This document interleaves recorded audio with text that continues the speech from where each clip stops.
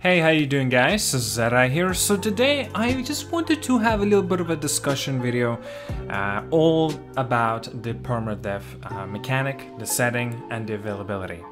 So basically, if you guys know about the terms of the Permadeath, I'm specifically talking about the games that concentrate just on that. Now, there are games already have been sort of introduced with the Permadeath mechanic. As an example, the upcoming Watch Dogs Legion will have a permadeath mechanic, but now it's going to be an optional. Before it was actually always going to be there, but now it's an optional thing. But it's not exactly like if you would die, you completely start from the very beginning of the game. No, you just start with a different NPC, well, or a different character. So that's not exactly truly is a permadeath. Now there's also a different mechanic of a permadeath that has been utilized, such as the Dark Souls-esque experiences. But that isn't also really should be considered to be a permadeath mechanic. Let me explain. Since there is still going to be some kind of a checkpoint system in the game, we already know, right? By the bonfires or the lamps in the Bloodborne, they are considered to be checkpoint system in the game. That's not yet again a permadeath mechanic. Permadeath mechanic, as I'm talking about specifically, has been just recently introduced for a trophy that you were required to do so. Basically, you cannot die at all during the whole game.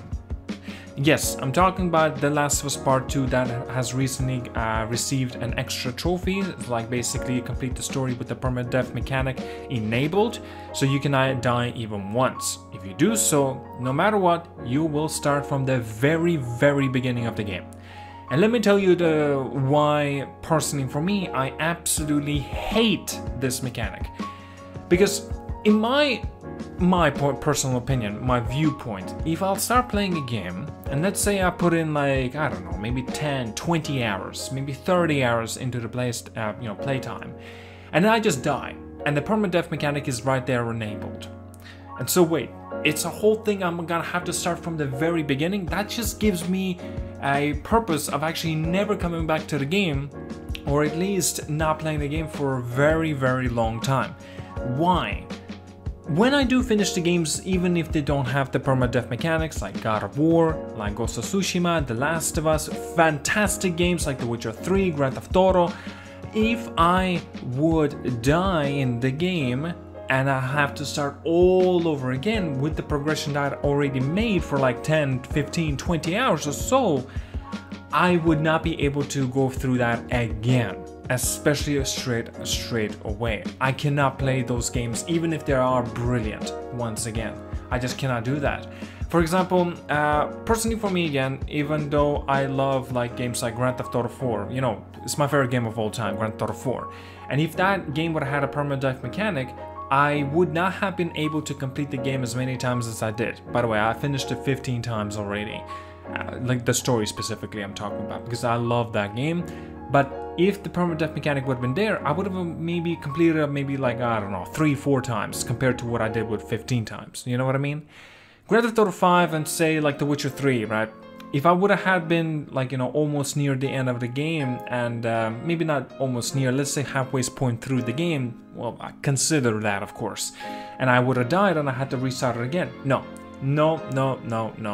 I would have actually just waited a couple months and then I would have came back to the game to start again and keep playing it through. It's also not a good option to do that because you lose the muscle memory of the button layout and the efficiency, how you play and how comfortable you can be with the game, because obviously every game out there they play differently, right? They have different button and layout, the controls and stuff like that. So obviously you need to get into the rhythm and memorize again.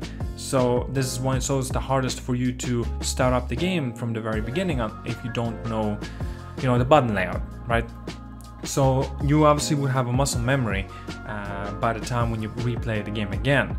But for me to actually come back and replay the whole game again, like I said, I need to wait a long time. Not a day, not two, because I'll be pissed off. Like, I love Dark Souls games.